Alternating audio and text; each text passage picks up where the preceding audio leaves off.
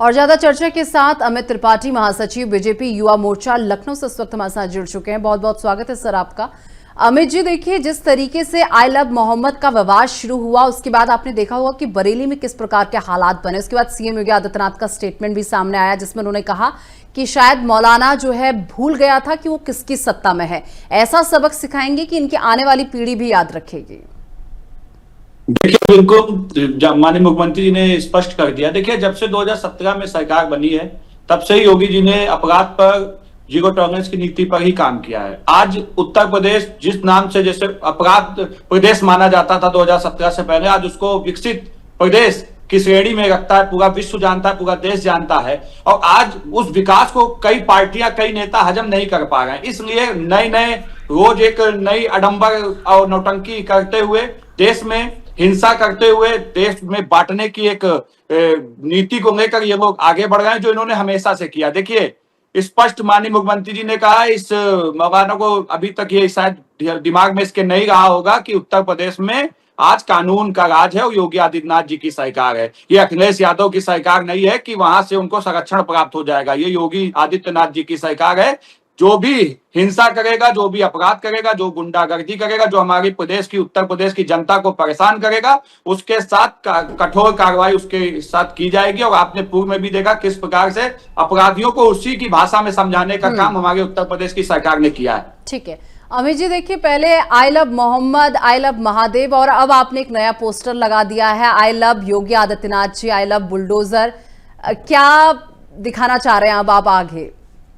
देखिए, हम कुछ दिखाना नहीं चाह रहे हैं। हमारा सीधा और साफ संदेश है। देखिए, आई लव योगी आदित्यनाथ जी तो मेरा ये व्यक्तिगत है, लेकिन इसमें मैं इसको यूपी लव्स योगी आदित्यनाथ जी रहेगा, क्योंकि उत्तर प्रदेश की जनता योगी आदित्यनाथ जी को प्यार करती है। उत्तर प्रदेश की जनता बुलडोजर को प्यार करती है, क्योंकि वही बुलडोजर है जिसने आज उत्तर प्रदेश में कानून का राज स्थापित किया है। और साफ संदेश है। देखिए, आप किसी को भी प्यार कीजिए, आपकी व्यक्तिगत रुचि हो सकती है, लेकिन आप प्यार के नाम पर जो ये आप आतंक कर रहे हैं, अराजकता कर रहे हैं सड़कों पर, ये कतई बर्दाश्त नहीं की जाएगी। हमारे मुख्यमंत्री जी ने स्पष्ट कर दिया है कि अगर कोई इस तरीके की अराजकता करेगा, उसके साथ कठोर कार्रवाई होगी। और माननीय मुख्यमंत्री जी ने कहा है कि 7 पुश्तें उनकी याद रखेंगी। तो अब उन मौलाना को, उन अपराधियों, उन उपद्रवियों को समझ जाना चाहिए। मुख्यमंत्री जी ने जो कहा है, वो बहुत जल्द उनके साथ क्या घटेगा वो भी नहीं जानते। बिल्कुल। और अमित जी, देखिए अभी तो सीएम योगी आदित्यनाथ को कल महाराष्ट्र से एक धमकी मिली थी, कहा था कि दफना देंगे इन्हें हम। देखिए, उत्तर प्रदेश के मुख्यमंत्री जी आज सिर्फ उत्तर प्रदेश में नहीं, देश में लोकप्रिय हैं, विश्व में लोकप्रिय हैं। और आज उनकी चर्चा, उनके विकास मॉडल की चर्चा हर जगह हो रही है।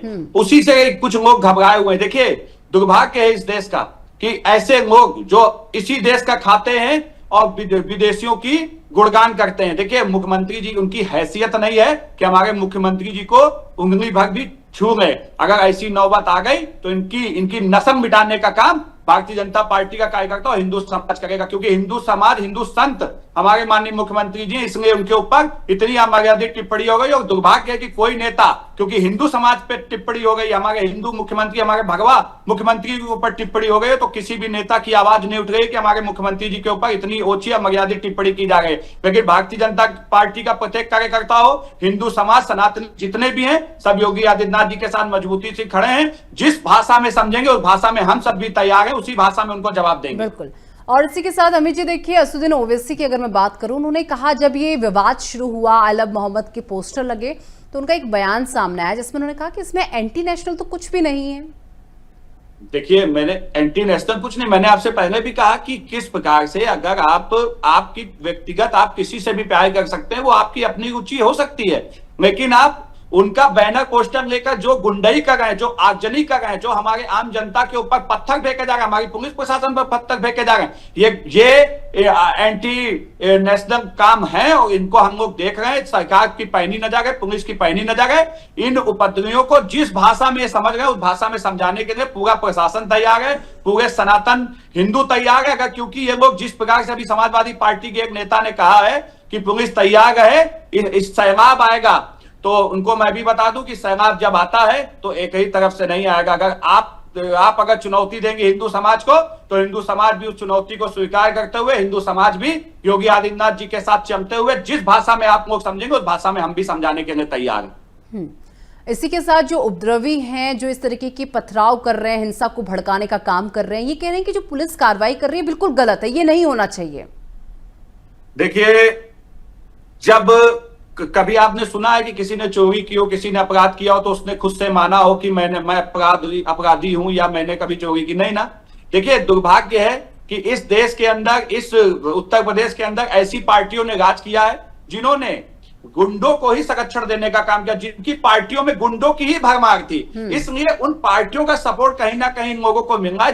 देखिए, अखिलेश यादव ने अभी क्या कहा, पुलिस के ऊपर लाठीचार्ज और ईंटे पत्थर फेंके जा रहे हैं, तो अखिलेश यादव जी पुलिस के साथ नहीं खड़े। हाँ। लेकिन पुलिस ने अगर लाठीचार्ज किया अपने बचाव में, तो पुलिस ने बर्बरता की उन लड़कों के साथ। वो लोग लड़के नहीं हैं, वो अपराधी हैं, वो उपद्रवी हैं। ये अखिलेश यादव को समझना चाहिए। अखिलेश यादव जी लगातार अपराधियों के साथ खड़े होंगे, आतंकियों के साथ खड़े होंगे व्यक्ति हैं। उत्तर प्रदेश की जनता इनको जान चुकी है। इसलिए 2014 के बाद से जितने भी चुनाव उत्तर प्रदेश में हुए, इनको मुंह की खानी पड़ी। और 2027 में फिर देखिएगा, ये चाहे जितने अभी सपने संजोगे, लेकिन इनके सपने पूरे होने वाले नहीं है। 2027 में माननीय मुख्यमंत्री जी तीसरी बार मुख्यमंत्री बनने जा रहे हैं। ये हर सनातनी, हर हिंदू की एक प्रण है, और इसको लेकर हम लोग आगे जाएंगे। बिल्कुल। इसी के साथ मौलाना तौकीर रजा पर आप क्या कहेंगे, जिन्होंने कल इस्लामिया ग्राउंड में मुस्लिम समुदाय से इकट्ठा होने की बात कही थी, और जब मुस्लिम समुदाय जुम्मे की नमाज के बाद वहां जाने की कोशिश कर रहा था, उस दौरान पुलिस ने उन्हें रोका और उसी के बाद जो है ये हिंसा भड़की है। तो ऐसे मौलाना के लिए आप क्या कहेंगे जो इस तरीके की भड़काऊ चीजों को उकसा रहा है? देखिए, मुझे कहने की जरूरत नहीं है, माननीय मुख्यमंत्री जी का संदेश और मैसेज पूरे उत्तर प्रदेश के लिए आ चुका है। और वो मौलाना जहां भी बैठे होंगे उन्होंने सुन लिया होगा, तो उनके अभी से हाथ पैर थरथराने लगे होंगे कि माननीय मुख्यमंत्री जी ने बयान दे दिया है। आने वाले समय में आप देखेंगे इनके साथ जिस प्रकार से जो अपराधी आतंकियों के साथ बर्ताव होता है, वही बर्ताव हमारी उत्तर प्रदेश की पुलिस करेगी। और ये माफी मांगते नजर आएंगे, लेकिन ये माफी बर्दाश्त नहीं की जाएगी। और मैं उन लड़कों से कहना चाहता हूं, जो ये लड़के मौलाना के कहने पर सड़कों पर उतरे हैं, उनको समझ जाना चाहिए कि मौलाना ने तो आपको आगे करके बुलवा लिया, लेकिन वो मौके से गायब था। आपको आगे कर दिया और अपनी राजनीतिक रोटियां सेक कर वो जाकर छुप बैठा था। लेकिन आज उन लड़कों को समझने की जरूरत है, ये उत्तर प्रदेश है, यहाँ पर विकास की बात होगी, सबका साथ सबका विकास, सबके विश्वास के साथ ये सरकार काम करेगी। लेकिन अगर कोई अपराधी मानसिकता का व्यक्ति या कोई भी व्यक्ति अगर यहाँ पर अनुशासनहीनता करेगा, उपद्रव करेगा, तो उसके साथ मजबूती के साथ कार्रवाई होगी। सरकार पूरी तरीके से मुस्तैद है, जो जिस भाषा में समझेगा हम उस भाषा में समझाएंगे। ठीक है अमित जी, वापस आपके पास में लौटूंगी। इसी बीच मनोज यादव सपा से नेता इस वक्त हमारे साथ जुड़ चुके हैं। बहुत बहुत स्वागत है सर आपका। मनोज जी, किस तरीके से देख रहे हैं जो ये आई लव मोहम्मद से ये विवाद शुरू हुआ और देश भर में प्रदर्शन हो रहे हैं? उत्तर प्रदेश की बात कर ली जाए, महाराष्ट्र की बात कर ली जाए, उत्तराखंड की बात कर ली जाए, हर जगह बवाल देखने को मिला है। और कल बरेली से बहुत जो है खराब तस्वीर सामने निकल कर आई थी। देखिए, बीजेपी बहुत हताश है, निराश है, परेशान है। इस वजह से जो प्रतिक्रिया उत्तर प्रदेश में ये बात कही जा रही थी कि कोई दंगा नहीं, कुछ नहीं, फलाना नहीं, लेकिन अब आई लव मोहम्मद लिखने पे उसकी प्रतिक्रिया दी जा रही है। और बीजेपी के लोग जिस तरह की बातें कर रहे हैं वो मेरे ख्याल से दुर्भाग्यपूर्ण है कि अगर कोई अपने भगवान से प्यार करने की बात कहता, अल्लाह से प्यार करने की बात कहता, तो बीजेपी को क्यों प्रॉब्लम है? और उनकी देखी दूना कोई काम क्यों कर रहा है? भाई, आप हिंदू पद्धति के लोग हैं। आई लव, अभी कोई बोल रहा था, मैंने सुना, तो अब कुछ लोग आई लव योगी बोल रहे हैं, कोई आई लव महादेव बोल रहा है। अरे, हमारी पद्धति दूसरी है, किसी की पद्धति दूसरी है, तो हमको अपनी पद्धति पे चलना चाहिए कि मुस्लिम के दिखाए रास्ते पे चलेंगे? ये भाजपाइयों का क्या नया ट्रेंड आ गया? और दंगा अगर हो रहा है तो उसकी जिम्मेदार बीजेपी, दूसरा कोई नहीं। क्यों? हमारी सरकार में दंगा होता था तो बीजेपी कैसी थी कि समाजवादी पार्टी के लोग जिम्मेदार हैं, तो बीजेपी की सरकार और दंगा हो रहा है तो उसके जिम्मेदार योगी आदित्यनाथ तो भाजपा ही है। वैसे दंगा का सबसे ज्यादा लाभ आपके माध्यम से बता दूं पूरे उत्तर प्रदेश और देश को, बीजेपी को ही होता है। समाजवादी पार्टी को दंगे का कोई लाभ नहीं होता है, कभी भी नहीं हुआ और न भविष्य के कभी कोने में होगा। लेकिन बीजेपी को सदैव दंगा सा लाभ होता है। जब कभी भी कहीं भी पूरे देश में दंगा हो तो एक पक्ष का नाम बीजेपी होगा, इसमें दो राय नहीं। ठीक, मनोज जी, आपने कहा कि आई लव मोहम्मद अगर उन्होंने लिखा तो दिक्कत क्या है? देखिए, दिक्कत सरकार को इस चीज से नहीं थी कि आई लव मोहम्मद लिखा था। जब ये लोग हिंसा पर उतर आए तब जाकर एक्शन का रिएक्शन दिया गया सर। तो लॉ एंड ऑर्डर बचाना चाहिए ना। अगर लॉ एंड ऑर्डर बचाने की कुवत नहीं है तो योगी आदित्यनाथ जी को गद्दी छोड़ देनी चाहिए, इसमें कौन सी बड़ी बात है? उसको छोड़ना चाहिए, क्या जरूरत है उनको? बैठने की गद्दी पे जब लॉ एंड मेंटेन करने की क्षमता नहीं है, और 10 साल से कोई सड़क पे कैसा आ गया। और एक बात और मैं कह रहा हूँ, बहुत ईमानदारी से कह रहा हूँ, ईश्वर को साक्ष्य मान के कह रहा हूँ, अगर जो सड़क पे उतरे हैं ना, ये भाजपा के लोग होंगे, अल्पसंख्यक प्रकोष्ठ के, दावे से मैं कह रहा हूँ, क्योंकि यही लोग दंगा करने में सबसे ज्यादा इंटरेस्ट रखते हैं। इनको सड़क पे उतर के दंगा करने में बहुत मजा आता है। तो जैसे आपको याद होगा कि तमाम सारे जो वक्फ बोर्ड वाले समर्थन पे मुस्लिम लोग उतर आए थे बीजेपी का झंडा झंडा लेके, तो वही लोग होंगे जो आई लव मोहम्मद के और उनके खिलाफ इस तरह की बातें कर रहे हैं। बीजेपी का अल्पसंख्यक मोर्चा ही आता है सड़क पे उतर के, जैसे वक्फ वाले मुद्दे पे उतर के। अच्छा मनोज जी, आपने कहा, अच्छा सुनिए, ठीक है, आपने कहा कि यही लोग होंगे, बीजेपी के ही लोग होंगे जो वहां पर उतरे हैं। और देखिए, बीजेपी अपने ही लोगों को पुलिस से पिटवा रही है। ये कहां पर होता है कि हम अपने लोगों को पिटवा दें? अरे एक मिनट रुकिए, आप क्यों इतना परेशान है? मैं परेशान नहीं, परेशान आप लग रहे हैं मुझे। अरे मैडम, ये मरवा देते हैं अपने कार्यकर्ताओं को। एक का नाम बताओ कि 1000 नाम गिनाओ? अच्छा, आपके पास प्रूफ क्या है सर? मुझे प्रूफ दीजिए। आपने कहा ना जो ये हाँ, क्यों गोधरा कांड की ट्रेन याद नहीं है क्या? मुझे गोधरा कांड नहीं, मैं इस कांड की बात कर रही हूँ जो कल बरेली में हुआ है। आप इसमें बीजेपी के लोगों को शामिल बता रहे हैं, तो जरा प्रूफ दीजिए कि बीजेपी के लोग इसमें शामिल थे। एक्सक्यूज मी मैडम, हाँ, विपक्ष के लोग आरोप लगाएंगे, जांच सरकार से करवाइए ना, काहे के लिए आप हमारे। अगर आप इतना बड़ा आरोप लगाने का दम रखते हैं तो सर प्रूफ लेके आइए ना। अगर आप आरोप लगा रहे हैं तो प्रूफ कौन देगा? अमित त्रिपाठी जी देंगे यहाँ पर बैठ के प्रूफ? मैडम एक मिनट, आप मुझसे बहस कर रही हैं, मुझसे सवाल पूछ रही हैं। मैं आपसे दोनों चीज कर रही हूँ, जहाँ पर आप गलत है वहां पर आपको टोक रही हूँ। बस मुझे बताइए, अगर आप बीजेपी का नाम ले रहे हैं तो मुझे बताइए वहां पर बीजेपी के कौन लोग थे, क्या प्रूफ है, किस प्रूफ के तहत आप इतनी बड़ी बात कह रहे हैं? आपको कौन सा स्कैनर लगाया मैडम जो आपने ये मान लिया कि मैं गलत कह रहा हूँ? तो आपको कैसे पता कि वहां जो शामिल थे वो बीजेपी के लोग थे? क्योंकि मैं एक पार्टी का प्रवक्ता हूँ। आपको पता है कि वहां पर जो लोग थे वो बीजेपी के लोग थे। सरकार क्या करती है मुझे मालूम है अच्छे से, सरकार का नजरिया मुझे अच्छे से मालूम है। ठीक है अमित जी, ये कह रहे हैं कि वहां पर जो कल प्रदर्शन में जो लोग थे वो आप ही के लोग थे, आपने अपने ही लोगों में लाठीचार्ज किया और बीजेपी तो अपने लोगों को मरवा देती है। जवाब दीजिए। तौकीर गजा किस पार्टी से जुड़ा, ये किसी से छुपा नहीं है। और ये तौकीर गजा जिसने भड़काऊ भाषण दिया उस पर इनकी आवाज नहीं निकल रही है, आपने भी देखा। देखिए, ये इनकी चाल चरित्र चेहरा पूरे प्रदेश को पता है, समाजवादी पार्टी का, किसी से छुपा नहीं है। गुंडों की पार्टी है और इनका हाथ उत्तर प्रदेश की जनता ने गुंडा भगाकर उत्तर प्रदेश में कानून का राज स्थापित किया। और रही बात दंगे की, दंगा कहां हुआ? एक एरिया भर तक वो सीमित रहा, कुछ अपद्रवी रहा है, उनको उन्हीं की भाषा में उत्तर प्रदेश की पुलिस ने समझाने का काम कर दिया और गिरफ्तारियां हो चुकी हैं। कई लोग जेल जा चुके हैं, कई लोग अभी जाएंगे।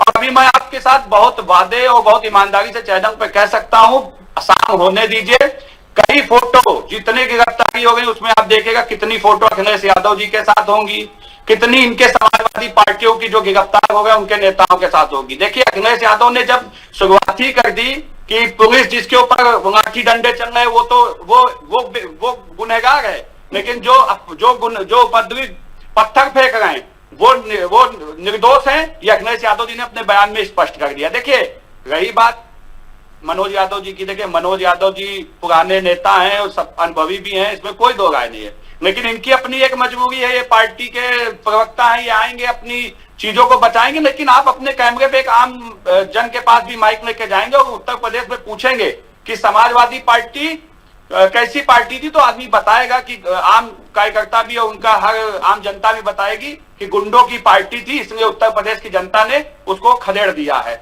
और आज कहीं ना कहीं मैं ये बता देना चाहता हूं, इसमें कहीं संशय मत रखिए, ये योगी जी की सरकार है। आने वाले समय में आप देखेंगे कि तौकीर गजा को भागने की जगह नहीं मिलेगी। जिस भाषा में उन्होंने चुनौती दी है उसी भाषा में उनको जवाब मिलेगा, ये भी मैं आपके चैनल के माध्यम से उनको बता देना चाहता हूं। ठीक है मनोज यादव जी, अमित जी कह रहे हैं कि देखिए शाम हो जाने दीजिए, अभी तो धीरे धीरे अखिलेश यादव के साथ फोटो सामने आएंगी इन उपद्रवियों की, फिर आप डिसाइड कर लीजिएगा ये बीजेपी के लोग थे या आप ही के लोग थे। देखिए, एक स्पष्ट बात कर दूं कि जो तौकीर रजा का नाम लिया जा रहा है, तौकीर रजा के साथ मैंने 1 दर्जन से ज्यादा डिबेट की है। वो व्यक्ति कभी समाजवादी लाइन का व्यक्ति रहा ही नहीं और ना संवैधानिक लाइन का व्यक्ति रहा है। दोनों बार वो जब मैं बैठता हूं तो सिर्फ और सिर्फ मेरे से इस बात की बहस होती है कि उसकी लाइन हमेशा बीजेपी की लाइन रहती है, ठीक, चाहे 3 तलाक के मामले में हो, चाहे और मुद्दों पे हो। तो तौकीर रजा मतलब भाजपा, अब इसमें क्या, जिन पे लाठियां चली वो मासूम लोग थे, वो जनता थी, उनको बहला फुसला के ले गए और उनको पिटवा दिया। हमारी संवेदनाएं उनके साथ सदैव, जो अभी ये अमित जो हैं जिसके साथ हम बहस कर रहे हैं, बीजेपी के नेता, इनके ऊपर लाठियां अगर योगी चलवा देंगे तो हमारी संवेदनाएं इनके साथ भी रहेंगी। लेकिन तौकीर रजा मतलब भाजपा, भाजपा मतलब तौकीर रजा। चूंकि आज तक का अगर कोई भी बयान समाजवादी पार्टी के पक्ष में आप तौकीर रजा का सुनवा दीजिए तो आपका चैनल जो कहेगा मैं हार जाऊंगा।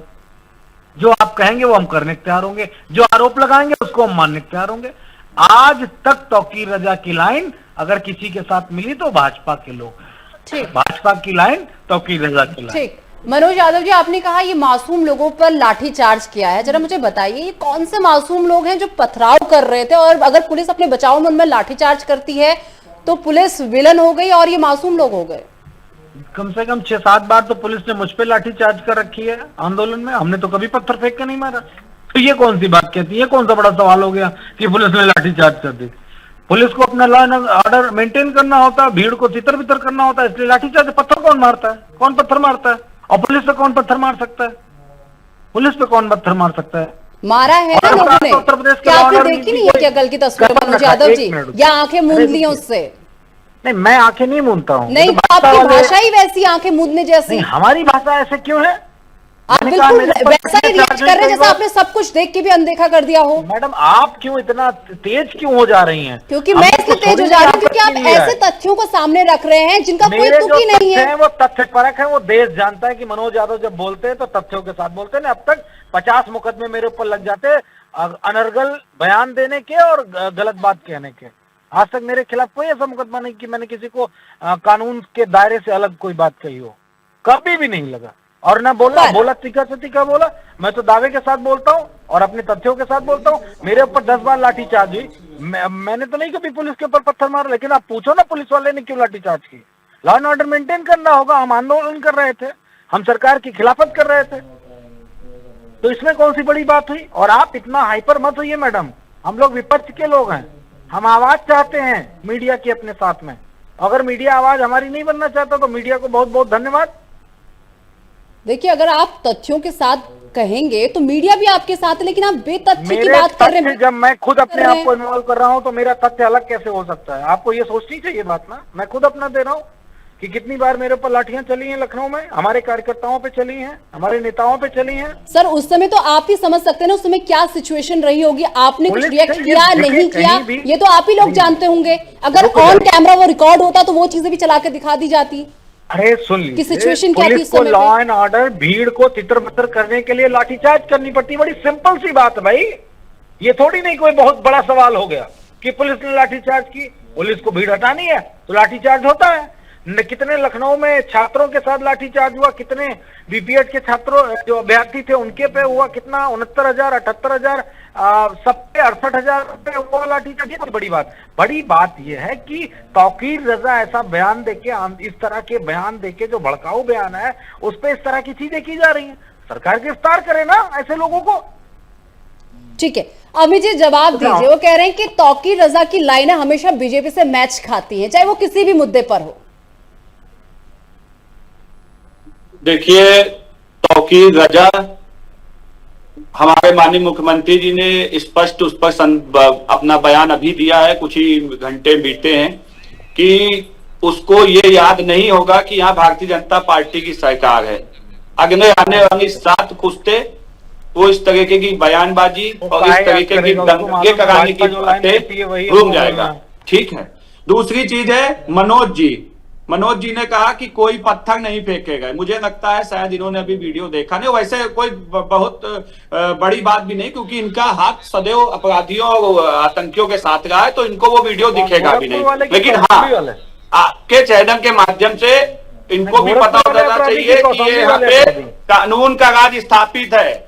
जिसकी वीडियो, जिसकी फोटो आई है वो गिरफ्तारी होगी और कानून के तहत उस पर कार्रवाई होगी। और रही बात मनोज यादव जी, कितने आपने प्रदर्शन कर लिया योगी जी की सरकार में, कितनी लाठियां आपने खानी। देखिए, अपने मुंह मिट्ठू बनना तो आसान है, लेकिन कोई लाठी और किसी चलिए। की हिम्मत नहीं हुई कि वो एक भी धरना प्रदर्शन कर पाए योगी जी की सरकार में, क्योंकि योगी जी सबका ठीक साथ, है अमित जी, सबका आपके साथ, पास सबसे मैं आऊंगी। विश्वास इसी बीच एक मौलाना जी हमारे साथ जुड़ चुके हैं, मौलाना शहाबुद्दीन जी इस वक्त हमारे साथ जुड़ चुके हैं। बहुत बहुत स्वागत है आपका। शहाबुद्दीन जी, आप किस तरीके से देख रहे हैं जो ये पूरा विवाद फैला हुआ है बरेली में, जिस तरीके से हिंसक झड़प हुई है, किस तरीके से देख रहे हैं? देखिए, कल जो घटना हुई है वो वाकई अफसोसनाक घटना है और उससे अफरा तफरी मची, माहौल खराब हुआ। बहरहाल मैं आपके चैनल के माध्यम से लोगों से अमन शांति बनाए रखने की अपील करता हूँ, सभी अपील कर रहा हूँ। और पहले भी मैंने बराबर इस बात को कहा और आज भी कि मुस्लिम नौजवान कानून को अपने हाथ में न लें और अमन शांति को बनाए रखें। पैगंबर इस्लाम से मोहब्बत का इजहार का तरीका ये नहीं है कि रोड पर उतरें, शोर शराबा करें, हंगामा करें और किसी दूसरे को तकलीफ पहुंचाएं। पैगंबर इस्लाम की शिक्षा और उनकी तालीमात पूरी दुनिया के लिए अमन और शांति की हैं। और सबसे बड़ी बात यह है, और पैगंबर से मोहब्बत का इजहार करना है तो सबसे अच्छी बात यह है कि उनके बताए हुए रास्ते पे चलें। उन्होंने फरमाया कि 5 वक्त की नमाज पढ़ो, हमारी आंख की ठंडक है, तो 5 वक्त नमाज पढ़ के पैगंबर इस्लाम की आंखों को ठंडक पहुंचाना चाहिए। पैगंबर इस्लाम की एक हदीस है, फरमाते हैं कि अच्छा मुसलमान वो है जिसके हाथ से, पैर से, जुबान से किसी को तकलीफ न पहुंचे। तो ये तौर तरीका अपनाना चाहिए। और ये पैगंबर इस्लाम से मोहब्बत का तरीका ये नहीं है कि आप रोड पे उतरें, टकराव की स्थिति पैदा करें, पुलिस प्रशासन से भिड़ जाएं या गैर मुस्लिमों से भिड़ जाएं या आपस में ही भिड़ जाएं। पैगंबर इस्लाम ने हमेशा अपने दौर में, उनकी जिंदगी पढ़ने वाले, उनकी सीरत पढ़ने वाले लोगों को पता होगा, जानते होंगे कि हमेशा उन्होंने अपने मुखालफिन से, अपने विरोधियों से उन्होंने समझौता किया है। और सबसे बड़ा तारीख इस्लाम में एक सुलह हुदैबिया का समझौता मौजूद है। अगर पढ़ेंगे तो आपको अंदाजा हो जाएगा किस तरीके से वो टकराव से बचते थे। कभी उन्होंने विवाद तनाजा नहीं खड़ा किया, हमेशा समझौता करते थे अपने मुखालिफ। बहुत शुक्रिया शहाबुद्दीन जी, आप हमारे साथ जुड़े। मनोज यादव जी, आपका भी बहुत बहुत शुक्रिया। अमित जी लगातार हमारे साथ बने हुए हैं। अमित जी, आप कुछ कह रहे थे, प्लीज कंप्लीट कीजिए अपनी बात।